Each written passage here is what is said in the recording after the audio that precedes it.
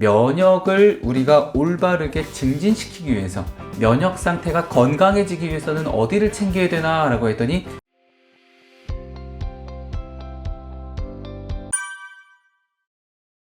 네, 안녕하세요. 이승훈 작가입니다. 첫 책인데요. 건강과 다이어트 핵심 마이크로바이옴을 직접 집필을 했습니다. 현재 한국 SC지능협회의 마이크로바이옴 전문 강사로서 활동을 하고 있습니다.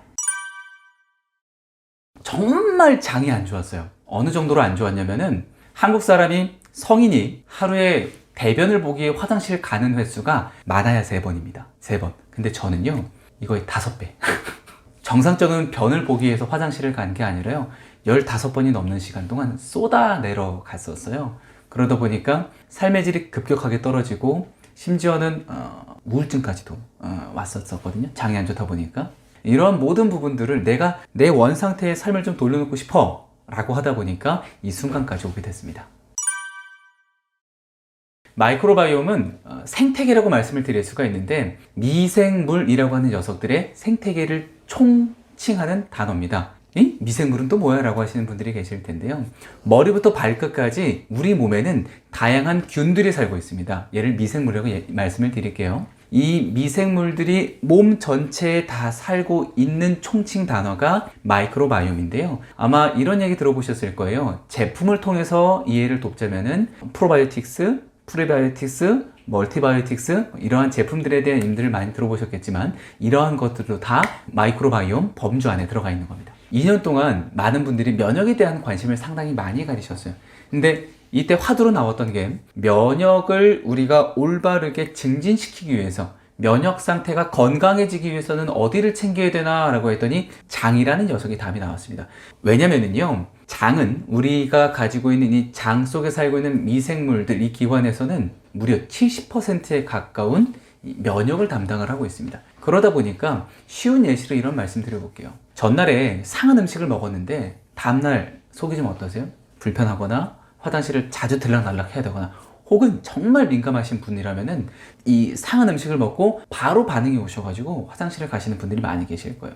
단적인 예로 말씀을 드렸지만, 면역이라는 녀석은요, 하루아침에 좋아지는 게 아닙니다. 튼튼한 장 건강과 더불어서 내가 가지고 있는 선천 면역들의 유기적인 상호소통을 위해서는 기본적으로 이 마이크로바이옴이라고 불리는 장내 미생물의 생태계를 잘 관리해 주셔야 됩니다. 소화기관에 살고 있는 미생물이라고 말씀을 드릴 수가 있겠어요. 위에는 아마 광고를 통해서 들어보셨겠지만 헬리코박터 파일로리균이라는 이야기를 들어보셨을 테고, 우리 장 속에는 비피도 그리고 락토바실러스, 이러한 균들을 많이 들어보셨을 텐데, 장내 미생물은 이러한 균들을 총칭하는 단어입니다. 그래서 소화기관 내에 살고 있는 미생물을 장내 미생물이라고 합니다. 쉽게 설명을 드리면요, 유익균은 말 그대로 사람에게 도움을 주는, 유익한 도움을 주는 균이라고 말씀을 드릴 수가 있겠고요. 유해균의 경우는 필요한 균이지만 필수 이상, 필요 이상으로 많아지게 되면은 신체에 혹은 우리 몸에 불편함을 초래할 수 있는 균들을 유해균이라고 쉽게 풀어서 설명을 드리고 있습니다. 장내 미생물 상태가 불균형이 일어났다. 가장 쉽게 할 수 있는 단초는 내가 변비가 있는지 혹은 설사를 하는지에서 알 수가 있습니다. 이런 이 장내 미생물 상태가 무너지는 환경은요, 참 다양한 곳에서 올 수 있는데, 그래도 가장 직간접적으로 맞닿아 있는 게 바로 음식입니다. 내가 어떠한 음식을 먹었는지에 따라서 장내 환경이 많이 바뀌거든요. 그리고 평상시에 운동을 함께 병행을 하시는지, 이러한 부분들이 종합적으로 합쳐져서 장내 미생물의 상태에 유익균의 비율이 높아질지 유해균의 비율이 높아질지가 단초가 결정이 되는 건데요. 이러한 균형들이 무너지게 되면은 아무래도 몸의 불편함을 초래할 수 있는 면역 질환이라든지, 변을 시원하게 보지 못하는 이러한 변비라든지, 이런 부분들이 생길 수 있습니다. 우리 장이 하는 일을 크게 따지고 보면 7가지가 되는데요. 그 중에 제일 첫 번째로 중요한 게 바로 면역, 그리고 발효, 소화, 대사산물 생성, 호르몬 생성 등, 정말, 그리고 해독도 있네요. 다양한 일들을 하고 있는데요. 제일 첫 번째로 봐주셔야 되는 게 아무래도 면역입니다. 첫 번째로 강조하고 두 번째로 강조하고 계속 강조해도 놓치지 않아야 되는 게 바로 면역입니다. 우리 장 속에는요, 얇은 점막이 존재하고 있는데, 이 점막 안에 우리 몸을 이롭게 해주는 유익균들이 정말 수없이 많은 종류가 살고 있습니다.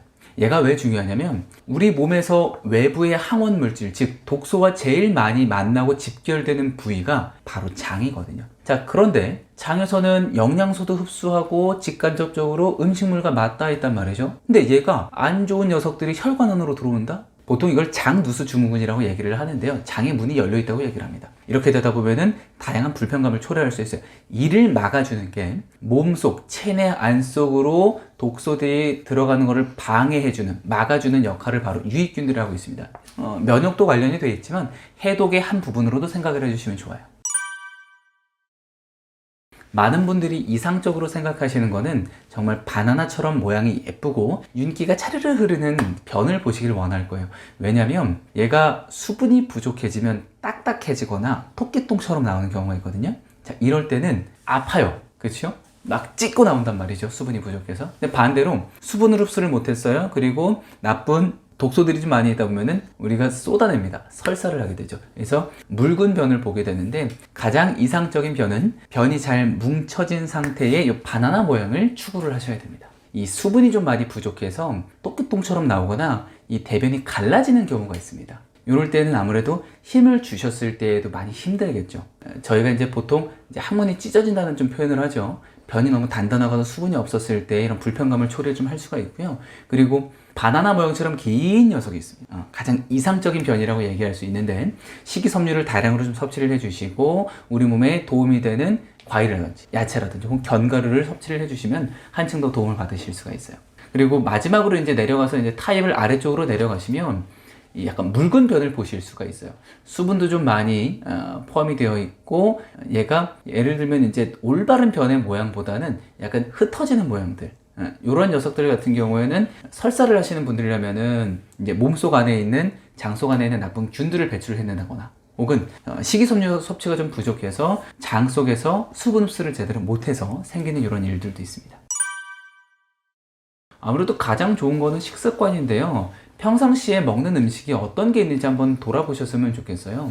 하루에 바나나 1개 정도는 꼭 드셔주세요 라고 말씀을 드리잖아요. 그 이유가 이런 수용성 식이섬유와 그리고 하루 견과라고 보통 저희가 얘기하는 것처럼 이 한 줌의 견과, 불용성 식이섬유를 가지셨을 때는 변이 잘 뭉쳐지고 윤기가 있어서 배변을 볼 때 좀 원활하게 볼 수 있게 좀 도움을 줍니다. 간식으로라도 혹은 아침에 일어나서라도 혹은 식간이라도 이 바나나와 견과류를 꾸준하게 챙겨 드시면 도움을 받으실 수가 있어요.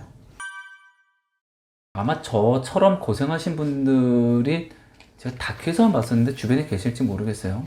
저처럼 출근할 때 화장실이 어디 있는지 계속 두리번거리고 찾는다든지 고속도로에서 운전하면서도 방구를 못 껴요. 방구를 끼면 변이 새어나오기 때문에 그만큼 장이 안 좋았습니다.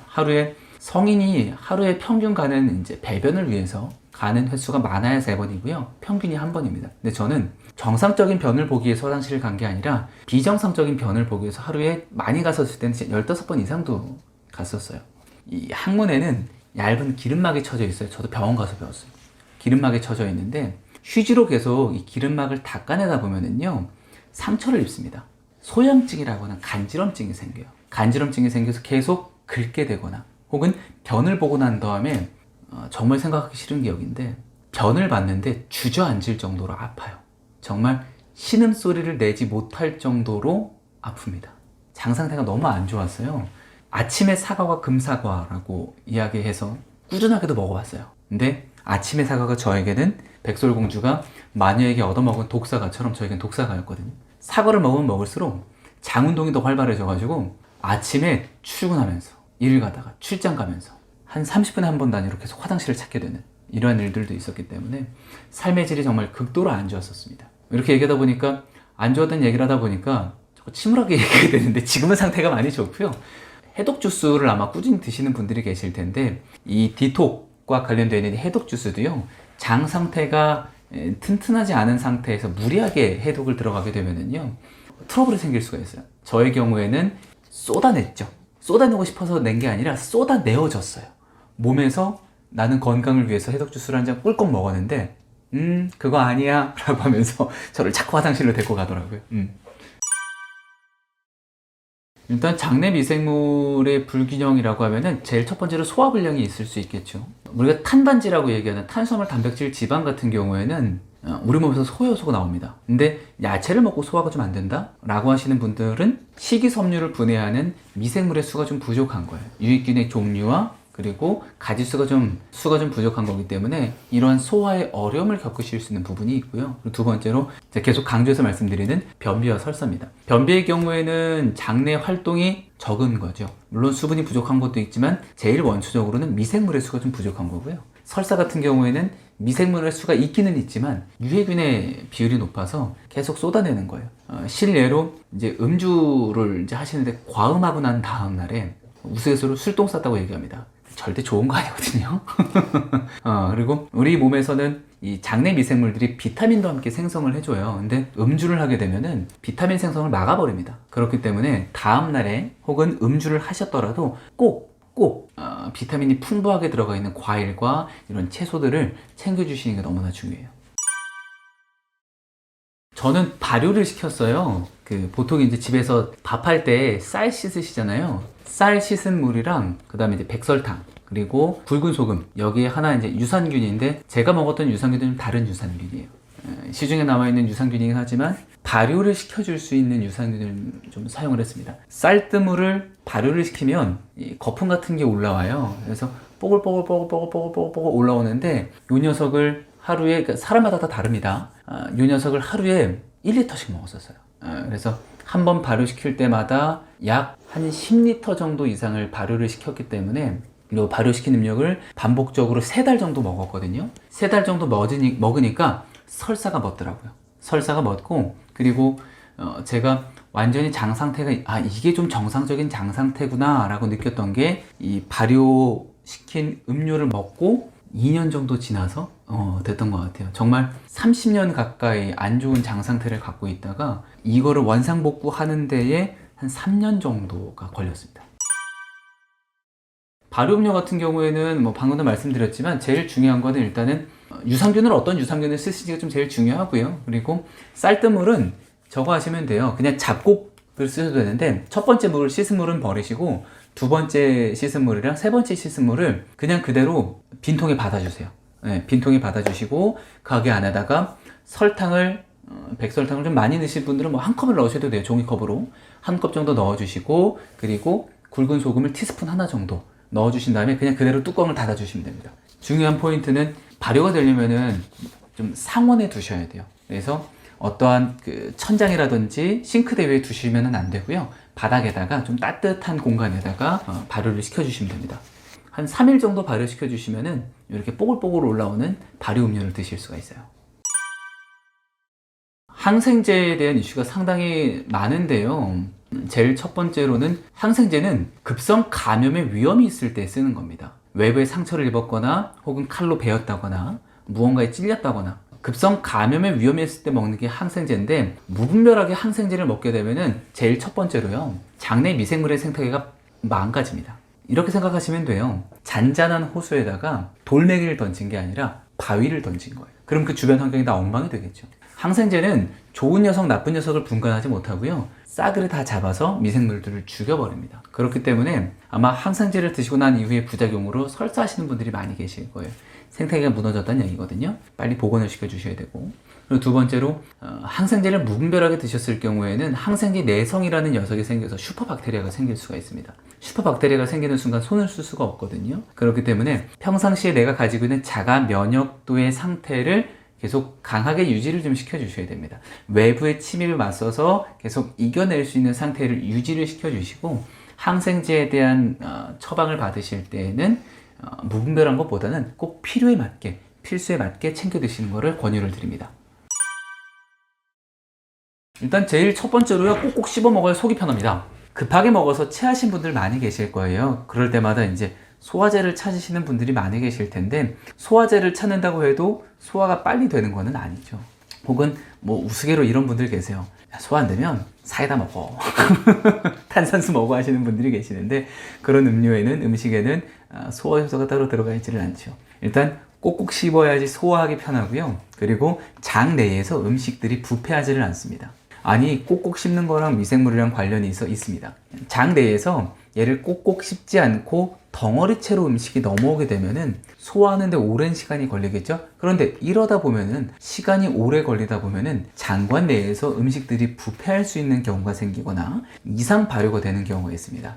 이런 경우에는 유해균들이 증식할 수 있는 환경을 만들어 주기 때문에 필시 장관 내의 건강을 챙기신다면은 꼭꼭 씹는 습관, 그리고 제일 중요한 포만감도 얻어가실 수 있기 때문에 놓치지 않으셨으면 좋겠어요. 당뇨는 상당히 민감한 주제이기는 해요. 그만큼 당뇨가 생기는 이유는 이제 크게 두 가지인데, 첫 번째는 유전적인 부분으로 인해 생기는 1형 당뇨가 있고요. 그리고 두 번째는 생활 습관으로 인해 생기는 2형 당뇨가 있습니다. 2형 당뇨가 정말 폭발적인 환자 수가 늘어나고 있죠. 그 이유 중 첫 번째가 생활 습관을 가장 먼저 따지는데, 가공된 탄수화물, 가공된 당을 많이 섭취하다 보니까 혈중에 당이 많아지면서 2형 당뇨가 발현이 될 가능성이 높아집니다. 즉 인슐린 저항성이 생긴다는 얘기인데요. 인슐린이라고 하는 녀석은 췌장에서 분비가 됩니다. 근데 이 인슐린이라는 녀석이 분비가 되기 위해서 먼저 신호를 받는 과정이 있어요. 어디냐면은 장입니다. 무슨 말이야? 생각되시죠? 장에서 미생물들이 식이섬유를 먹고서요, 단쇄지방산이라는 녀석을 만들어냅니다. 이 단쇄지방산이라는 녀석이 췌장에게 인슐린을 좀 적당하게 분비를 해줘야겠어 라고 하면서 GLP-1이라는 효소를 건드려주죠. 이를 통해서 이 인슐린이 생성되기 위해서는 GLP-1이라는 효소가 필요한데, 이 효소를 자극을 주는 거는 장내 미생물이 기본이 된다고 생각을 해주시면 됩니다. 아무래도 제일 중요한 거는 첫 번째로 일단 식습관인데요. 내가 이러한 가공된 식품을 통해서 당뇨가 생겼네 라고 하시면은 제일 우선적으로 가공된 식품을 끊는 게 우선이겠죠. 그리고 당질 제한식을 하시는 걸 좀 추천을 드리면서, 마찬가지로 발효식품을 드시되 요거트를 드시는데요, 그릭 요거트처럼 첨가물이 들어가 있지 않은 요거트를 좀 드셨으면 좋겠어요.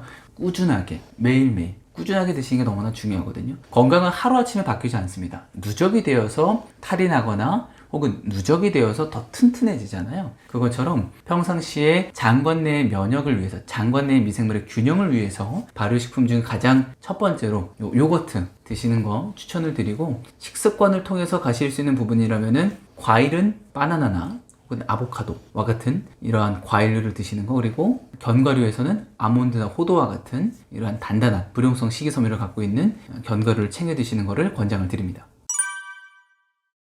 많은 분들이 이제 다이어트 하면은 이 디톡스와 다이어트는 다른 거다라고 생각하실 텐데, 디톡스와 다이어트는 똑같은 겁니다. 왜냐면 이렇게 결론을 말씀을 먼저 드리면, 디톡스를 하게 되면은 몸에 있는 독소를 빼게 되는데 여기에 내장 지방이 그리고 중성 지방이 포함이 되어 있어요. 내장 지방과 중성 지방을 빼낸다는 얘기는 이 안에 숨어 있는, 이 안에 꼭꼭 들어가 있는 독소들을 빼낸다는 얘기거든요. 그러다 보니까 체중, 즉 몸무게 숫자를 줄이는 게 중요한 게 아니라 내 몸 안에 있는 이 배 안에 붙어 있는 중성 지방과 내장 지방을 빼내게 되다 보면은 자연스럽게 독소가 제거되니까 살이 빠지게 됩니다.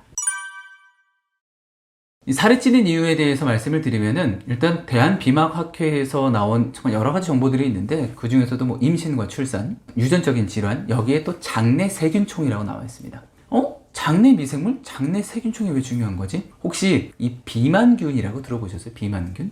우리 몸에 살을 찌게 만드는 균들이 있다 라고 해서 비만균이라는 이름을 붙였는데, 얘가 어떤 일을 하냐면요, 우리 몸 안에 유익한 균이 많아야 되는데 이런 소위 비만을 일으키는 유해한 균들이 높아졌을 경우에는요, 같은 음식을 먹더라도 더 많은 에너지를 섭취를 해요. 자, 중요한 거, 섭취한 것까지는 좋았습니다. 근데 섭취를 하면은 우리가 에너지를 써야 되는데 활동을 해야 된단 말이에요. 하지만 사무실에서, 회사에서 점심을 먹고 산책할 시간도 많지 않아요? 그러다 보니 바로 다시 의자에 앉거나, 혹은 집에 있어요. 너무 피곤해. 오늘은 좀 쉬고 싶어. 그러다 보니 산책도 안 하고 누워있다거나, 이러한 환경들이나 사이클이 좀 반복이 되면서 유익균들이 우세해야 되는 상황들보다는 이런 비만균들이 우세하는 상황들이 많다 보니까 살이 찌는 단초가 좀 됩니다.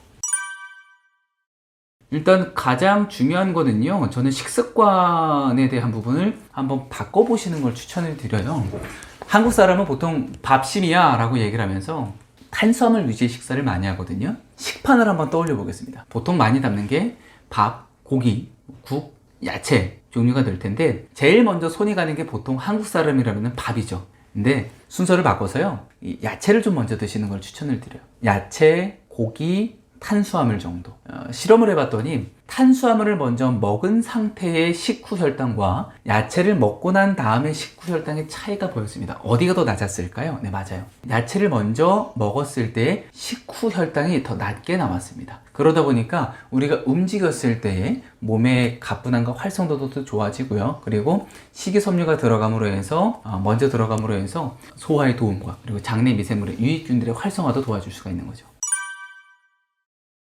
인체의 특성상 지방세포가 가장 많이 분포되어 있는 곳이 바로 복부인데요. 여기 비밀이 하나 숨어 있습니다.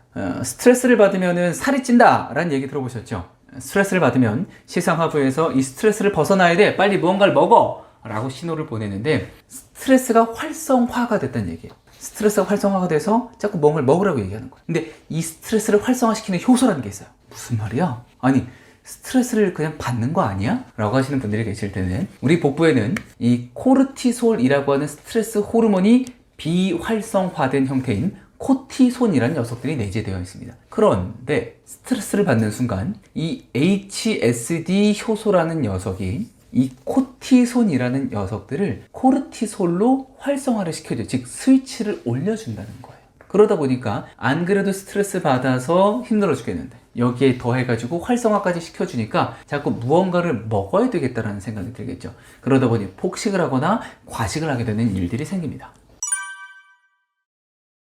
이거 진짜 많은 분들이 너무 슬퍼 하실 만한 이야기인데, 일단은 우리가 요요 현상이 오는 이유는 내가 다이어트를 어떻게 시작했는지 혹은 디톡스를 어떻게 시작했는지 보시는 게 너무나 중요해요. 우리가 음식을 안 먹게 되면 우리 몸은 비상상태에 돌입하게 됩니다. 삐용 삐용 삐용, 야 음식이 들어와야 되는데 안 들어와, 어떻게 할 거야? 그럴 때는 긴축 정책을 펼쳐요. 야, 일단은 들어오는 음식은 다 지방으로 저장을 해. 이 내장지방 형태나 중성지방 형태로 나도 모르는 사이에 들러붙게 돼 있어요. 그럼 어떤 걸 사용을 해요?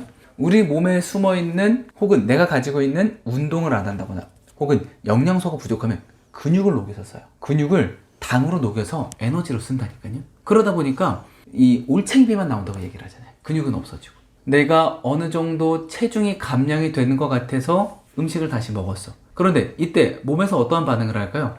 야, 음식이 들어와서 다시 비상사태로 돌입하기 전에 빨리 더 비축을 많이 시켜놔 라고 하면서 더 많은 열량을 혹은 이 에너지를 더 축적을 많이 하게 됩니다. 근데 중요한 거, 이미 무분별한 단식이나 디톡스를 통해서 내장지방이 쌓여있는 상태에 살까지 찌니까 더 비만이 심해지게 되겠죠.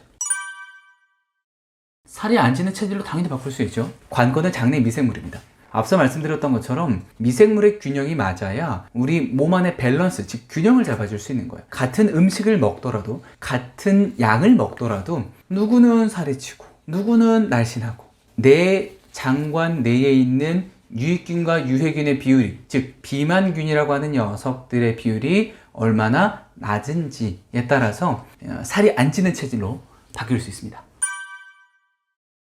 많은 분들이 이제 운전하실 거예요. 운전하시면서 경유 차량을 끌던지 휘발유 차량을 끌던지 전기나 혹은 LPG 가스 차량을 끄시는 분들이 계실 텐데, 각 차마다 돌아가는 원료가 다르듯이 우리 몸도 돌아가는 원료를 바꿀 수가 있습니다. 무슨 얘기야? 우리가 주로 주식으로 먹는 탄수화물과 지방이 있죠. 아침에 일어났을 때 혹은 하루를 시작할 때 탄수화물, 즉 당을 먼저 섭취를 하게 되면은 당 위주의 엔진을 돌립니다. 근데 반대로 지방을 섭취를 하게 되면은 지방 위주의 엔진을 돌리게 되어 있습니다. 중요한 점은요, 지방으로 엔진을 돌릴 때는 탄수화물의 섭취를 조절을 해주셔야 된다는 얘기예요. 지방의 섭취와 탄수화물의 섭취를 동일하게 간다?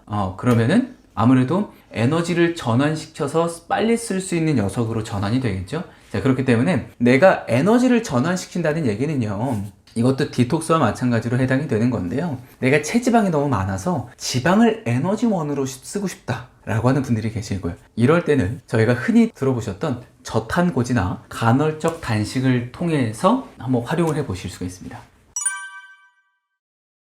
탄수화물을 섭취를 하게 되면은 일단 당이잖아요. 당을 섭취를 하게 되면은 우리 몸에서 자꾸 입맛이 당겨요. 자꾸 음식을 더 많이 먹으라고 위에서 신호를 내립니다. 얘를 식사를 반대로 돌리면은요, 아마 렙틴과 그렐린이라는 호르몬에 대한 이야기를 들어보셨을 거예요.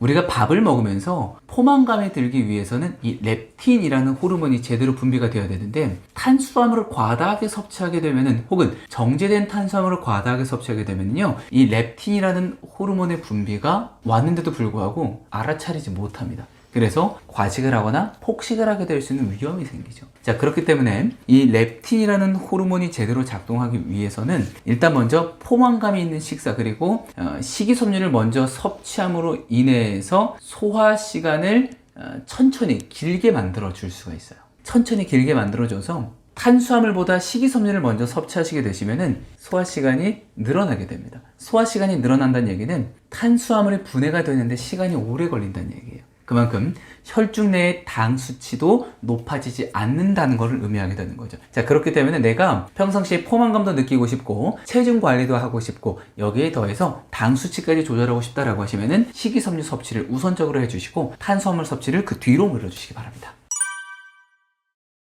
아무래도 제일 먼저는 활기를 말씀드릴 수가 있겠죠. 이 탄수화물을 많이 섭취를 하게 되면은 이 혈당 스파이크라는 얘기를 들어보셨는지 모르겠어요. 혈당 스파이크라고 해서 당 수치가 갑자기 치솟아 올라갑니다. 근데 문제는 이거예요. 치솟아 올라갔다가 갑자기 뚝 떨어지는 순간 몸이 무기력해집니다. 점심 식사 다들 하셨죠? 점심 식사하시고 디저트 드실 건 음료 드실 거죠? 어떤 음료 드시나요? 혹시 설탕이 들어가 있는 음료를 드시진 않나요? 아메리카노 드실 때 시럽을 뿌리지는 않으시나요? 혹은 밥 먹었으니까 달달한 카라멜 마키아토를 드시진 않으신가요? 탄수화물의 섭취, 즉 과당의 섭취가 너무 많아지게 되면 체내의 당 수치가 높아지게 됨으로써 당장의 기분은 좋아질 수 있겠지만 뒷감당이 안 돼요. 몸이 무기력해진다거나 노곤해진다거나 피로감이 극대화된다거나 췌장에서 인슐린을 극도로 분비를 많이 해야 되기 때문에 몸에 피로도가 생깁니다. 그렇기에 심신의 안정을 위해서라도 우리가 탄수화물의 섭취를 좀 뒤로 밀어주고 식이섬유와 지방의 섭취를 먼저 해주시는 것을 권장을 드려봐요.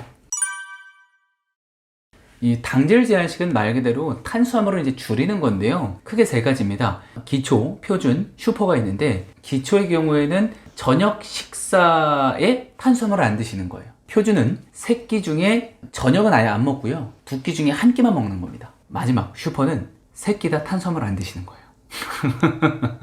이렇게 하는 이유는 내가 혈중 내에 당 수치가 너무 높거나 당화혈색소라고 있습니다. 당장의 당 수치보다는 당의 수치가 계속 혈관 내에서 얼마나 꾸준하게 유지가 되는지를 확인해 볼 수 있는 수치가 당화혈색소인데요. 이 수치가 높다면은 당질 제한식을 해보시는 게 아무래도 내 건강을 위해서 한켠에 도움을 받을 수 있는 부분이 되지 않을까 생각을 합니다. 저는 기초를 해봤어요. 워낙 움직이는 일도 많고 말을 많이 하다 보니까 저녁에만 탄수화물을 줄이니까요. 진짜 체중이 감량이 돼요. 그리고 몸이 덜 피곤해요. 몸이 덜 피곤해서 저도 쌀밥을 정말 굉장히 좋아하는 스타일인데 심지어 고기 먹을 때는 막 두루두 먹거든요. 근데 탄수화물을 줄이고 식이섬유 섭취를 늘리고 지방의 섭취를 좀 가다 보니까 포만감도 많이 들고요. 제일 중요한 거, 식사 끝나고 나서 군것질이 생각이 안 나더라고요. 자연스럽게 체중 감량을 하는데도 도움을 받아보실 수 있습니다. 저는 이제 가장 기본적으로 많은 분들이 좋아하는 김치, 한국 사람은 김치를 빼놓으면 안 돼요. 김치에다가 목살이나 혹은 소고기류나 여기에다가 야채 같은 경우에는 버섯, 그 다음에 고구마 이런 것들을 같이 먹을 수 있게끔 해서 야채에 대한 식이섬유는 콜레스테롤 수치도 같이 좀 조절해주는 역할을 하기 때문에 고기를 드실 때 고기만 드시지 마시고 꼭 식이섬유를 같이 섭취해 주셔야 됩니다. 제일 중요하죠. 왜냐하면 입에 들어가는 거잖아요. 우리 몸에 들어가는 거잖아요.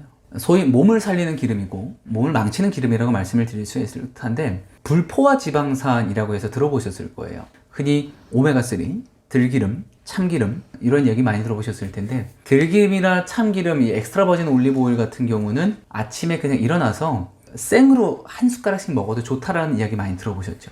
얘는 불에다 가열시키면 안 됩니다. 불포화 지방산은 말 그대로 지방산이 완전히 다 포화를 시켜놓은 게 아니라 약간 불안정한 거예요. 그러다 보니까 열이 가해지면은 탈 수 있는 위험성이 생깁니다. 그러면은 산패가 될 수 있는 위험성이 높아지겠죠. 이걸 먹었을 때 체내에 들어왔었을 때 몸에 염증을 일으킬 수 있는 단초가 될 수 있는 이러한 환경을 만들어 줄 수가 있기 때문에 기름을 고르실 때는 요리를 하실 때에는 불포화 지방산으로 되어 있는 기름보다는 포화 지방으로 많이 이루어져 있는 버터라든지 코코넛 오일 그리고 땅콩 오일 같은 것들을 사용하시면 됩니다.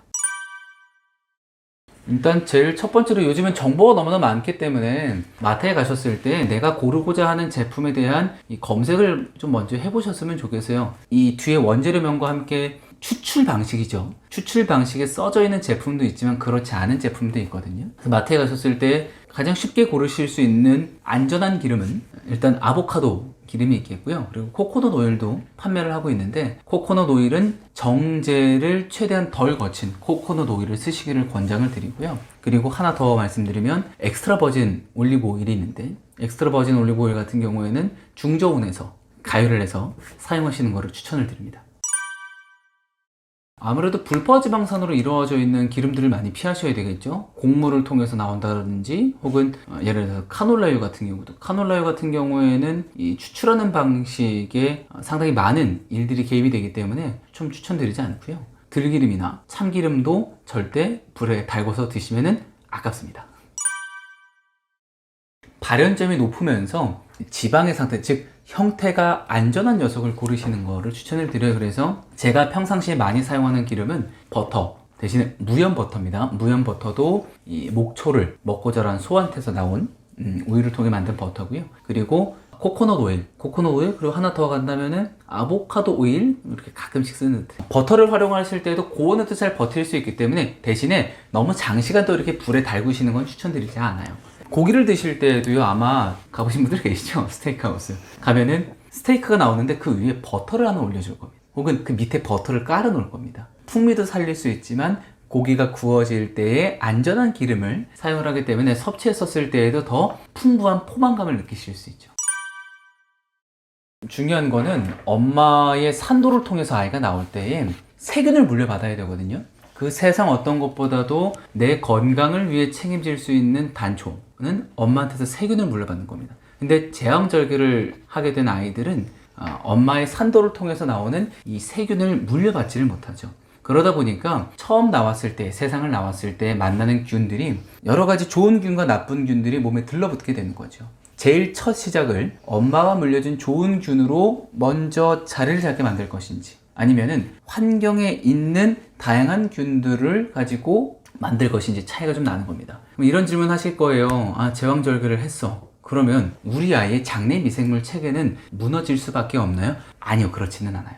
두 번째가 나와 있습니다. 아이가 출산을 했으면 엄마에게서 받을 수 있는 가장 큰 선물인 모유가 있습니다. 초유라고 얘기하죠. 일주일 이내에 나오는 이 초유는 무조건 아이한테 먹이셔야 되는 거고요. 그리고 아이가 모유를 먹을 수 있는 기간이 있는 만큼 꾸준히 주시는 게 좋습니다. 많은 분들이 이제 분유와 비교하시는 분들이 많이 계시는데, 저는 감히 말씀드리면 사람의 몸에서 만들어내는 걸 사람이 인위적으로 만들어서 이겨낼 수가 없는 듯 해요. 자, 그렇기 때문에 일단 첫 번째로 모유를 꼭 먹여주셔야 되는 부분, 그리고 두 번째로 아이가 어느 정도 돌이 지나고 장성을 했으면 한 8개월 정도 지나면 되겠네요. 이유식을 먹을 수 있는 데니까 이유식을 먹을 때에 요거트를 좀 같이 챙겨주시는 거. 대신에 이거는 불필요한 첨가물이 들어가 있지 않은 순수한 균만을 가지고 발효시킨 요거트를 챙겨주시는 것을 적극적으로 권장드립니다. 특별하다기보다는 꾸준하게 하고 있습니다. 특별하면은 하루아침에 없어질 수 있잖아요. 꾸준하게 해주시는 게 중요하거든요. 저는 요거트 하나만큼은 계속 발효를 시키고 있고요. 그리고 아이를 위해서 음료수가 아니라 과일 위주의, 그리고 최대한 착즙시킨 과일 위주의 음료, 그리고 우유 같은 경우에도 그냥 일반 우유를 먹여도 괜찮습니다. 좋지만 그래도 아이의 안전을 위해서 항생제를 사용하지 않은 소, 혹은 목초를 먹고 자란 소에게서 나온 우유를 먹여주고 있어요. 일단 피해야 되는 탄수화물 같은 경우에는요, 단순당 같은 것들이 있겠죠. 설탕, 과당, 이런 음료수에 들어가는 가공된 탄수화물들은 피해 주셔야 되고요. 혹시 탄수화물이 식이섬유를 갖고 있다라는 혹시 들어보셨어요? 저항성 전분이라고 얘기하는데요.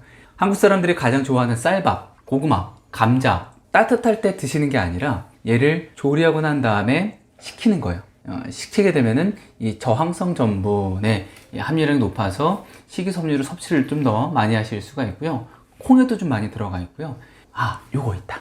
바나나 드시라고 말씀을 드리는데, 바나나는 노란색을 먹는 게 더 도움이 많이 될까요? 초록색을 먹는 게 도움이 더 많이 될까요? 바나나도요, 최대한 노란색은 많은 분들이 당 얘기하시는데, 노란색은 단맛이 좀 많이 올라가고요. 바나나가 어느 정도 얼기설기 익었을 때 겉에 표면을 보면 초록 색깔 이렇게 띠 나오는 거 보신 분들 있죠? 이런 바나나를 드시면은 조금 더 식이섬유를 고섭취를 하실 수가 있습니다.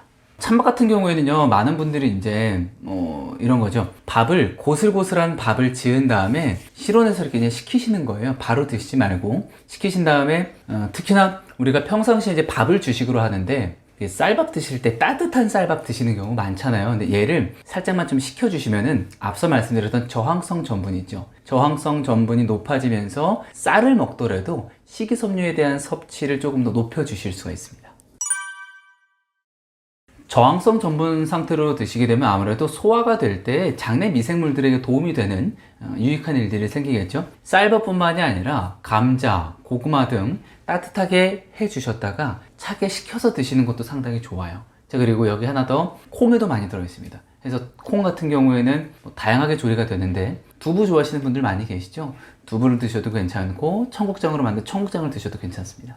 자, 평상시에 이제 식사를 하시다가 나도 모르게 쌀밥을 했는데 에코원이나 밥이 상온에 나와 있다가 식은 경우 있죠. 이럴 때 찬밥 드시면은 도움이 돼요.